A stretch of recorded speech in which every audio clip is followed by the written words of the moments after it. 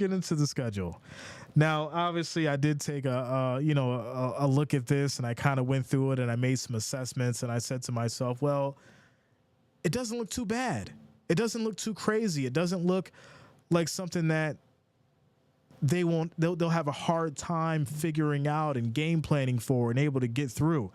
And when I look at the schedule, I get a couple of things from it. I get the fact that in the beginning, it starts off how you'd want it to for the Falcons, a little bit of challenge, but not too crazy. And then it kind of, it gets going towards the middle, and then, it tapers off at the end. So the Falcons, obviously being in the South, they have an opportunity to do something here. So let's go ahead and get into it.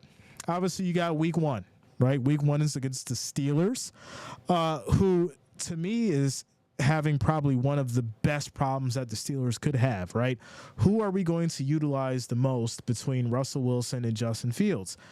And that may play in the favor for the Falcons because the Steelers are really going to have to figure out what's going to be their bread and butter. Who knows if they're going to do it? Who knows if they're going to have, the scheme ready in time? But I think this would work in favor for the Falcons. So with this one, I do think I may give the upper hand to the Falcons specifically because I do feel like they have a lot more talent. After that, it's going to be the Eagles, right? Week 2 is going to be the Eagles. I do think this is going to be one that may be surprising. This will be Monday night. We will be streaming it. Make sure you guys lock it in. You already know how we do. I do think as far as with this specific game, this could be the true test, right? This could be the true test for the Falcons and Kirk Cousins. Are you that team? Are you going to be that squad that can put up a fight and show that you're meant to be here? And, going against the Eagles, yes, we know the talent of Jalen Hurts. We know the talent of those wide receivers. We know the defense. But there's been a lot of shakeups there as well. There's been some retirements. There's been a lot going on there as far as with that Eagles team. So things have shaken up. So there may be some differences. And I'll be honest with you. I'm saying this very loosely. I don't want anybody to get any ideas and freak out. I'm not sure Jalen Hurts is going to continue playing at the high level that we've known him to be. And the reason why is we've seen last year they had this weird, thing where they started off so strong. All the Eagles fans, yeah, we're going back to the Super Bowl. We're going undefeated. And I basically have stated to everybody that, listen, the Eagles are doing well right now, but they're going to run into a brick wall and they're going to end up losing 4 in a row. And that is exactly what happened. And then obviously the Eagles were out. So I think there's going to be a lot of changes with the Eagles. That's going to make them a little bit vulnerable. And this could be probably an even match. This could be an even match for the Falcons. So, the Dirty Birds, the Battle of the Birds. I wouldn't be surprised if we do see the Falcons come out on top in this game, albeit it'll be a close one, right? A close game. But I do think that, the Falcons have a strong chance here for sure. For sure. Week 3 is going to be against Kansas City. It's going to be against the Chiefs. Now, obviously, the Chiefs are the Super Bowl champions. This is one of those games where I'm looking at it from a point of it's Kansas City. It's the Chiefs. It's Patrick Mahomes. It's Travis Kelce. It's Andy Reid. Can we be surprised here as well? Sure. But will we be? Probably not, especially if Taylor Swift's in the house. Next after that's going to be the Saints, right? The Saints, and, they've got their own stuff going on. Kamara hasn't, maybe he's lost a step, That Saints defense, kind of tricky. When I look at it, I'm not sitting here, saying, yeah, the Saints are the dominant team that we know and love. So yeah, I might actually give the upper hand, to these Falcons because I just don't think the Saints got it this year. Maybe not. We'll see. Tampa Bay, obviously we know that Baker Mayfield signed another contract, right? He's ready to go with them.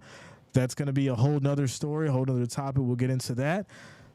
This could be a 50-50 game, right? Panthers, I don't think the Panthers are going to beat the Falcons. I think they've still got some work to do. Seahawks is going to be an interesting one, right? Another battle of the birds. Seattle, but they've been doing some good things. They've got some great players. They've got obviously Pete and what he's been able to do with that team, winning some very surprising moments. I think that one I probably give to Seattle just because they're a lot more physical team. Then they play Tampa Bay again. They're going to Dallas, right? Dallas is, I don't know. Because right now, when you look at the issues and how Dallas fell apart at the end of the season in the postseason, it's like, well, what the hell are we supposed to expect this year? And I don't want to keep harping on the fact that, Dak Prescott needs to step up and it needs to actually be their year. But I will say that every time we hear that, you have an expectations for this Cowboys team. And for some reason, they just failed to deliver. So unfortunately, I think this game may be a little bit more even than what we may think. Now, in the end, due to the defense and things like that, I think that's where the difference will come. And I have to give the edge to Dallas on that one specifically just because of the defense. Obviously, they'll face New Orleans again. They'll then obviously face the Broncos. What do we know about the Broncos right now? What the hell's going on over there? That's another one that has so many question marks, and you just really won't know anything too much until we get into like week 1 through 5. So that's going to be a toss-up for me. Obviously, week 12 is going to be a bye. Week 13 is going to be against the Chargers, right? I love Justin Herbert. I like what he's been able to do, but you did lose, Keenan. You did lose Williams. You've lost a lot of, players that you built chemistry with, and things are going to change there. So this year will be very, very different from a point of, the chemistry that's built, who's actually good, and who knows how to be great in those significant moments when it comes, down to it and what matters the most. So, from a talent standpoint, I'd probably have to give the edge to this one to the Falcons. Then obviously Minnesota, right? This is going to be a crazy one. You've got Kirk Cousins versus J.J. McCarthy, right? You've got Drake London, Justin Jefferson. This one is going to be a hell of a game. It's going to be 1:00 on a Sunday, December 8th on Fox. I'm sure everyone's going to be tuned into this one. It's going to be the first time that he's playing against the Vikings, and he's on the other side of the field. So Kirk Cousins definitely probably should go off this game. I'll probably gear more towards the Falcons on that one. Obviously, you got the Raiders after that. I expect the Raiders to do good things this year. Obviously, we'll get into them later in the month as well. The Giants. Let me go ahead and take a sip on that one.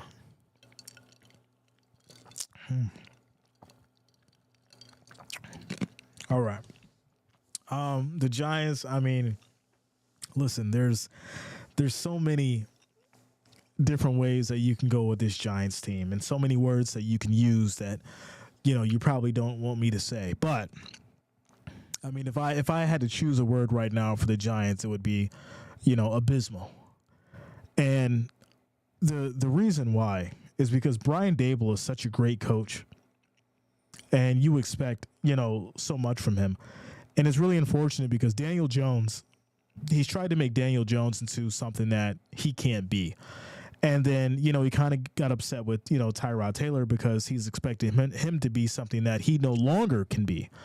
And it's really unfortunate because, you would think with Saquon Barkley and, Slater and these individuals that they had over there with the Giants, it would be able to do something. But unfortunately, I think, the Giants are just, stuck in the wind right now. I really do. I think it's going to be another difficult year for them. I think the Falcons will take this game as well. Week 17 is going to be against the Commanders. Commanders shook up a lot, right? They changed a lot. We'll obviously get into them as well as the days go by. But I think this is going to be another one where, the Falcons may come out on top. Then they'll face the Panthers again. And it's the Panthers. So, yeah, I do think that the Falcons can shock this season. They don't have a crazy schedule. They don't have a schedule to where you're sitting back and saying there's no way in hell they can get it done. I do think that challenge does present itself, but with the talent that they have and the personnel on defense, if they can really step it up and be the individuals and the players that we know they can be, then the Falcons should be able to make the postseason. They should be able to get to nothing less than a wild card. Obviously, preseason is going to be Miami, Baltimore, and Jacksonville, so we'll get a good showing there. But for the most part, I'm excited for these Falcons. I think they're going to do well. I think they're going to do good. And, to be honest, I think the Falcons may be slept on. I think they may be one of the most slept on teams heading into this season. Shout out to Wally G. What up, yo? Says Hawk. Tuesday to you. Not the Hawk, Tua in the house. Shout out to you, bro. Nathan says, we talking about the Falcons. No one should pencil in a win till the end of the game. Listen, I'll tell you this right now. I don't like giving out wins easy. All right. I don't like giving out wins easy for a couple of reasons. I don't like looking bad when I'm streaming these games and the complete opposite happens. Y'all know this, right? Because I still got to put on the smile. I still got to entertain y'all, and I still got to go in during these streams when we live streaming these games and having a good time. So I don't like being wrong. But when I tell you that I think this Atlanta team is definitely going to be slept on and you will be surprised, I mean every word that I say. I think you will be surprised. I think I'm not setting my expectations high. I think I have my expectations right where if there's a bar, right? This is the top, this is the middle, and this is the bottom. I'm setting my expectations right about here, right? This is the middle. It's right about here, right? I think they will surprise. I think they're going to, shock people. And obviously, I don't think Kirk Cousins is done. I don't think Kirk Cousins is done. I think, he's got a lot to prove. Obviously, leaving out of, Minnesota, he's definitely going to enjoy that Atlanta lifestyle. I think he's going to fit right in with his team and with that chemistry, and they're going to shake some things up. And, I'm not going to sit here and say it's going to be Atlanta Falcons year, but I will say that they are going to shock and surprise, and we may see them in the postseason. Shout out to Immortal. So this isn't your daddy's Atlanta Falcons. It is not. It is not. Shout out to Chris Chandler. Some of you don't know who Chris Chandler is, but if you do, shout out to him. Now, speaking of old Atlanta players, remember the Vic days, the Michael Vick days, and don't come talking that garbage to me about what happened. I already know what happened. He paid his debt. He did what he had to do. But just remember the magic, right? After Michael Vick left the Tech, went over to the Falcons, it was just a total different atmosphere. It was a total different magic that city had. And when the Falcons played, you were glued. You were, it just magnetized you to watch him run and throw on the run and be so shifty and elusive out there in that field. And we haven't seen that. We haven't seen that for Atlanta. Now, I'm not going to sit here and tell you that Kirk Cousins is that quarterback, because he's definitely not. But I do think Michael Penix, right, that big Penix energy is going to be that individual that the Falcons use to kind of bring that magic back in. And I'm excited for that. Because if there's anybody that can do it, I think he can. He's shifty. He's fast. He's got an arm. And he could be that next guy up. So hopefully, they train Penix up. He studies Kirk Cousins. He takes the good, and he becomes better for the bad. And I think Atlanta's gonna definitely change some things.